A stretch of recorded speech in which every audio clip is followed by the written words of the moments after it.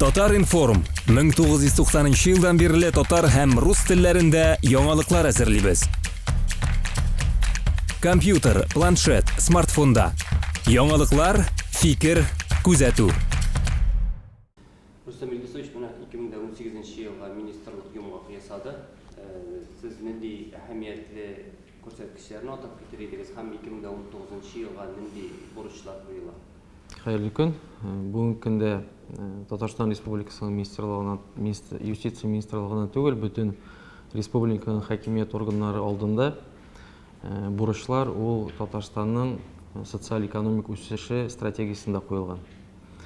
Стратегиясының түп юнәлеше ол цифровой технологияларны эштә кулланырга. Бездә инде соңгы берничә елда шул цифровизация эшен алып барабыз. Мәсәлән, 2010 елда без түләүсез юридик ярдәм күрсәтү интерактив картасы эшләдек.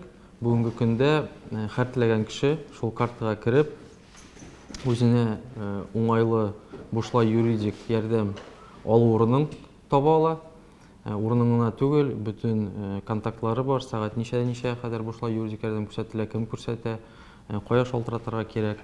2018 елда безнең Татарстан Республикасы президенты булышуы белән bütün җирле үзидарә органнары һәм хакимият органнары АИС кодекс системасы белән эшли башлады.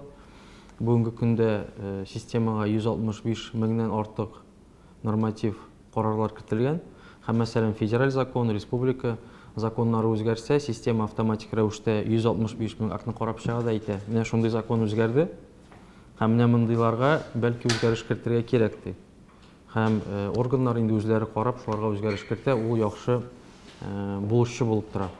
2018 елда җәмәгать судьялар порталында без территориаль модуль эшләдек. Ул модуль ни өчен кирәк? Мәсәлән, безнең гражданин җәмәгать судьясына барып мөрәҗәгать итәргә уйлаган икән, ләкин кайсына барырга белми. Алар бүген бездә 188 җәмәгать судьясы эшли. Ул шул модульгә кирип, адресын кертә дә, модуль аңа әйтә, сезнең адрес буенча менә шундый җәмәгать судьясына барырга кирәк ди. 2009 елдан без бушлай юридик ярдәм күрсәтү системасында эшли башлыйбыз. Ул системада реестр булачак. Ул реестр кем бүгенге көндә бушлай юридик ярдәм алырга хукукы бар, шул реестрга керәчәк. Һәм мәсәлән бер тапкыр кеше килде адвокатка, документларын күрсәтте, мин шундый статусым бар дип, бушлай юридик ярдәм алды, икенче тапкыр килгәндә инде документларны күрсәтергә кирәк булмаячак. Аннан башка без адвокатлар белән дә шул система аша электрон формада эшли башлыйбыз. Инде кәгазь белән эшләмәскә дигән уйлар бар. Беренче әйткәнчә 19 елда гына эшли башлыйбыз, шуңа күрә беренче кварталда укыту уздырырга кирәк дип уйлыйбыз инде. Һәм соңрак bütün адвокатларга килгән кеше бушлай юридик ярдәм артыннан шул система аша үтәргә тиеш. Булай гомуми әйткәндә, цифровизация бүгенге көндә төп бурычларның берсе, ул 19 елга һәм алдагы берничә елга шул төп бурыч дип торабыз. Менә кемнәр бу бушлай ярдәмне алырга хокуклы һәм нинди мәсьәләләр буенча? Бүген республикада дәүләти һәм дәүләти булмаган бушлай юридик ярдәм күрсәтү системасы эшли. Дәүләти системага безнең кергән хөкүмәт органнары һәм адвокатлар. Дәүләти системада һәрбер теләгән кеше бушлай юридик ярдәмне ала алмый. Федераль законда һәм безнең республикасы, безнең бушлай юридик ярдәм күрсәтү законында категориялар күрсәтелгән. Ул мәсәлән, беренче, икенче группа инвалидлар, әскеремле кешеләр, инвалид балалар, ятим балалар һәм башкалар. Шулар бушлай юридик ярдәм артыннан килә алалар. Ләкин аларның сораулары да шул законда туры килергә тиеш. Мәсәлән, сезнең берәр техникагыз батылса, сез ул категориягә керсәгез дә, сез бушлай юридик ярдәмне ала алмаячаксыз. Мәсәлән, сезнең сораугыз социаль булса, бушлай юридик ярдәм күрсәтеләчәк. Мәсәлән, социаль сорау торак белән бәйле, җир белән бәйле, коммуналь услугалар белән бәйле. Шундый форматта эшли. Менә кеше мәсәлән ул категорияләргә керми, санап кителгән аңа нинди очракларда бушлай юридик ярдәм күрсәтелгән? Бу категорияларга кеше кермәсә, ул дәүләти булмаган системага мөрәҗәгать итә ала. Ул система безнең югары йортларда эшли торган юридический клиникалар бар, ары 8 һәм бушлай юридик ярдәм күрсәтү үзәге. Анда инде мөрәҗәгать иткәч, категорияларга да карамыйлар, сорауларга да карамыйлар, бушлай юридик ярдәм күрсәтергә тырышалар. Без инде 19 елга үзебезгә бурыч куйдык, дәүләти һәм дәүләти булмаган системаны якынлатырга дип, шуңа күрә без министрлыкта бушлай юридик ярдәм центр эшләргә булдык. Ул центр планнарда бар, без аны эшлибез. Кызык булса, аның турында бәлки аерым килеп сөйләп китермен. Мәсәлән, районнарда яшәгән кешегә аңлай штраф инвестициялык шикелле бер алмасы микән менә кая мөрәҗәгать итә ала бу кеше? Яши дибер районда, авылда. Бушлай юридик ярдәм турында белер өчен. Бүгенге көндә безнең дәүләти системада 146 адвокат эшли. Ул адвокатлар республиканың һәрбер районында почти бар. Һәм менә шул, мәсәлән, безнең сайтка кереп, карап була, кайсы районда кайсы адвокат, һәм шуның белән шалтыратышып, шуңа мөрәҗәгать итеп булачак. Дәүләти булмаган система турында шулай ук безнең сайт аша белеп була. Без инде информацияны кешегә җиткерү өчен төрле формаларны кулланабыз. Мәсәлән, безнең брошюралар бар. Без шул бушлай юридик аларга хукукы булган кешеләр белән эшли торган оешмаларга шул брошюраларны таратабыз. Аннан башка муниципаль главалар аша райондагы гәҗитләрдә хәбәрләр чыгарабыз бушлай юридик ярдәм турында әйткәнчә сайтта. Аннан башка инде гаджетлар белән файдаланмый торган кеше булса, ул кайнар линия телефонына шалтырата ала. Министрлыкта эшли, шундый кайнар линия 223-02-13. Анда шалтыратып, бүтән сорауларны кая, ничек, кайда бушлай юридик ярдәмне алып булуына җавапны табачаклар. Дүшәмбедән җомгага кадәр эш вакытында шалтыратып була.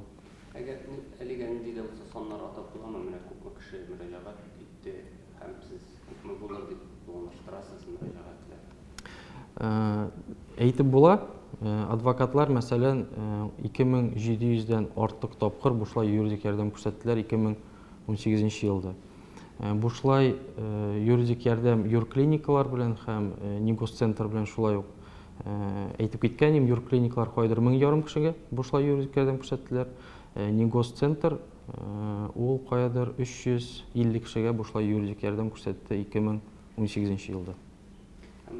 Менә бу бушлай юридик ярдәм ниндирәк формада күрсәтелә? Кеше яза, аңа ниндидер консультация биреләме, әллә инде адвокат аны мәсәлән кирәк очракта, хәтта судта да якларга мөмкинме? Монда карарга кирәк кайсы системага бара. Мәсәлән, дәүләти системага барса кеше, ул адвокатка, адвокат аңа язмада консультация бирә, сүз консультациясе да бирә, кирәк булса кәгазен дә язып бирә, судка да заявление яза, судта да аның өчен йөри, бүтән эшне эшли инде.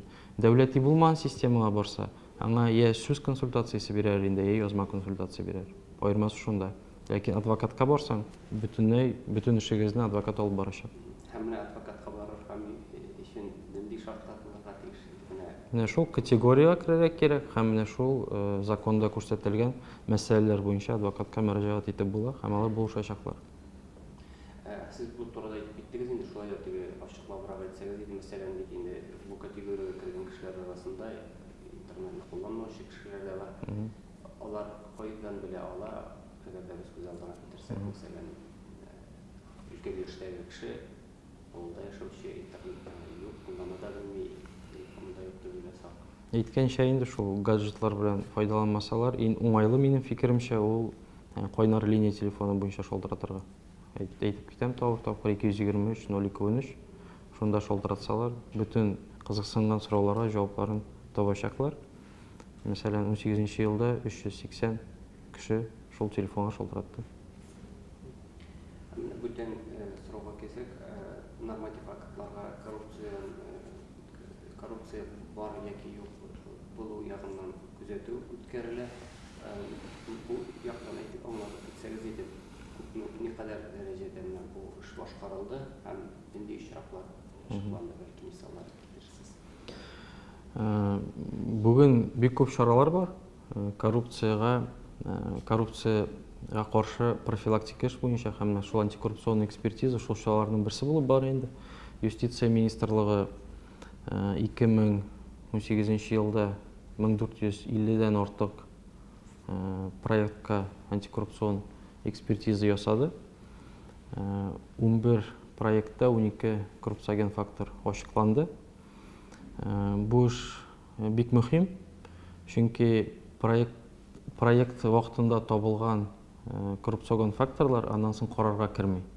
Аннан соң инде проблемалар чыкмый. Алай мисаллар белән әзер түгел конкретный мисал китерергә. Шундай проектта шундайны таптык дип. Менә мәсәлән, халык әгәр ниндидер документта ачыкласа, күрсә, бу коррупцион фактор бар дип шикләнсә, ул эшли ала. Монда ике яктан карарга кирәк инде. Беренче, без шул общественностьны антикоррупцион эшкә тартырга тиеш. Аның өчен институт бар, бәйсез антикоррупцион экспертиза институты. Анда экспертизаны бәйсез экспертлар ясыйлар. Бәйсез эксперт статусын алыр өчен аккредитация үтәргә кирәк. Ул аккредитацияны Россиянең юстиция министрлыгы эшли. Бүген Казан, Татарстанда 52 шундай бәйсез эксперт бар. Алар инде экспертизаны үткәрер өчен, аларга уңайлы булсын өчен, безнең хакимият органнары, җирле үзидарә органнары үзләренең сайтларында проектларны эләләр дә, бәйсез экспертка кызык булса, ул шул сайтка кирип, үзе карап, экспертиза ясап, үзенең бәясен җибәрә ала инде. Бәйсез экспертлар белән без эшлибез. 16 елдан башлап конкурс уздыра башладык бәйсез экспертлар арасында. Ул конкурс нигә килеп чыкты, без аларның активлаштырырга дип шул конкурсны кирттек инде. Нәтиҗәләре бар. Мәсәлән, 16 елдан башлап 100дән артык экспертиза килә бәйсез экспертлардан. Мәсәлән, 15 елда 4 генә. Менә шул конкурс аша аларның активностьлары күбәйде. Әгәр инде бәйсез эксперты статусы булмаган кеше, аның фикеренчә коррупциоген факторны күрсә, ул шулай ук үзенең фикерен яза ала кабул иткән органга, һәм буларны караячак һәм җавап бирәчәк. Андый мөрәҗәгатьләр булдымы менә хәзер? Безнең министерство булмады. Юк. Менә хәзер авылларда үзара салым кертелде. Шу мәсьәләләрне безгә күп мөрәҗәгатьләр бар. Министрлык менә бу җирле үзидарәләрнең норматив актларын тикшерәме? Аларның үтәлешен. Закон буенча җирле үзидарә органнары беренчедән проектларны үзләре карыйлар. Әмма әйтеп китәргә кирәк, безнең министрлыкка муниципаль хукуки актлар регистрын алып бару йөкләнгән. Һәм шул регистрга бүтән җирле үзидарә органнар кабул иткән актлар керергә тиеш. Алар кабул ителгәннән соң безгә җибәрелә. Без аны регистрга керткәннән соң ул актларга экспертиза ясыйбыз. Шундый форматка ниләр белән җирле үзидарә органнар белән эшлибез. Авыл хакимияте барлык шул җирле үзидарәгә бара, нинди генә сорау булса да, аларның юридик яктан белемнәрен күтәрер өчен җирле үзидарә органнарында эшләгән кешеләрнең алар консультация телдән генә булса да бирә алсын өчен менә нинди дә булса эш башкарыламы? Алар җавап бирә алсын өчен халыкка. Әлбәттә, Татарстанда ул эш башкарыла. Беренче чиратта Казан федераль университетының югары мәктәбе белән алар төрле форматта укулар әзерлиләр. Без дә шул укуларда катнашабыз. 18 елда 5 модуль программада катнаштык. Аннан башка үзебез дә инде муниципалитеттагы хезмәттәшләргә укыту уздырабыз. Яңа форматта да уздыра башладык. Мәсәлән, элек без карый идек. Менә монда проблема бар, монда проблема бар. Аннан соң җыеп аларны укыта идек. Быел яңа форма кертә башладык. Инде иң баштан алардан сорыйбыз. Сезгә нинди сораулар кызыксындыра? Мәсәлән, җир өлкәсендә алар безгә сораулар җибәрәләр анда. 20, 30, 40 сорау. Без сорауларга җавап әзерлибез һәм видео аша аларга сорауларына җавап бирәбез. Җавап бирер өчен үзебез генә түгел, Мәсәлән, хакимият органнарын чакырабыз, республика прокуратурасы катнаша, Татарстан югары суды катнаша, югары бәя бирделәр муниципалитет хезмәттәшләре бу эшкә. Без аны быел да башкарырбыз дип уйлыйбыз. Инде аннан башка 18-нче елда без стажировочный площадка эшләдек министерствода һәм муниципалитетка яңа юрист эшкә килсә, ул иң башта 2 көн безнең стажировочный площадкада укып чыга. 18-нче елда 15 кешене шулай укытып чыгардык. 19-нчы елда да шул эшне башкарачакбыз. Менә без шул халык белән эшләүгә кабат әйләнеп иң күп мөрәҗәгатьләр ниндирәк темага менә шулай юридик ярдәм күрсәтү һәм җирле муниципалитетларга мөрәҗәгатьләр анализлаган бармы? Халыкны иң башлаган мәсьәләне. Торак сораулары, торак җир сораулар, иң күп мөрәҗәгать иткән сораулар шул. Рәсмиләштерү, рәсмиләштерү. Шундый сораулар белән бик күп мөрәҗәгать итәләр. Менә без ТССРның 100 еллыгын юбилеен бәйрәм итәчәкбез. Юстиция министрлыгы нинди чараларда катнашачак һәм сез нинди эш алып барасыз бу юнәлештә? Шуннан да 2020 елда Татарстанның 100 елы үтәчәк. Ул тарафтан Россиянең президенты белән 18-нче елда указ чыгарылды. Анда шулай ук язылган 2020 елда Татарстанның 100 елы дип. Республикабызда инде соңгы быел гына түгел, соңгы берничә елда хакимият органнары, җирле үзидарә органнары без дә инде шул чиратта әзерләнәбез 100 еллыкка. Һәм әйтеп китәргә кирәк, 20 елда Татарстанның 100 елы гына түгел, әле юстиция министрлыгында 100 елы. Шуңа күрә без план расладык. Татарстанның 100 еллыгына һәм юстиция министрлыгына 100 еллыгына дип. Ул планда хәтәр күп чаралар бар. Менә берсен әйтеп китеп була. План 16-нчы елдан тормышка аша. Без һәр елны 25 яхшы эш эшлибез министрлык белән. Һәм инде булып чыга 16-нчы, 17-нче, 18-нче, 19-нчы, 20-нче ел ахырда 100 яхшы эш дигән. Ул яхшы эш дигәндә ул балалар йортларына, картлар йортларына йөрибез, әскеремле кешегә акча белән материал булышабыз. Республикада үтә торган акцияларда катнашабыз. Шундый форматта эшлибез. 19-нчы елда да министрлык шулай ук актив катнашачак Татарстанның 100 еллыгына әзерләнүдә. Татар кешеләре хәзерге менә татар теле стратегиясе турында сүз бара һәм татар телен саклау өчен, татар халкын саклау өчен сезнең үзегезнең уйларыгыз бар, нәрсә дип әйтергез? Шушы милли стратегиядә нинди пунктлар булырга тиеш? Монда минем фикеремчә иң мөһим эш ул гаиләдә. Мәсәлән, мин үзем рус мәктәбендә укыдым. Ләкин татар телен идеально, русча әйтәм, идеально булмаса да сөйләшә алам, фикерләремне әйтә алам. Ул нигә шулай? Чөнки без гаиләдә татарча сөйләшәйек. Татар телен саклап калыр өчен минем фикеремчә гаиләдә татарча сөйләшәргә кирәк. Шундый форматта.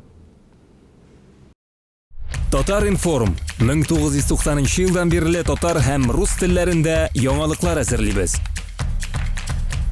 Компьютер, планшет, смартфонда.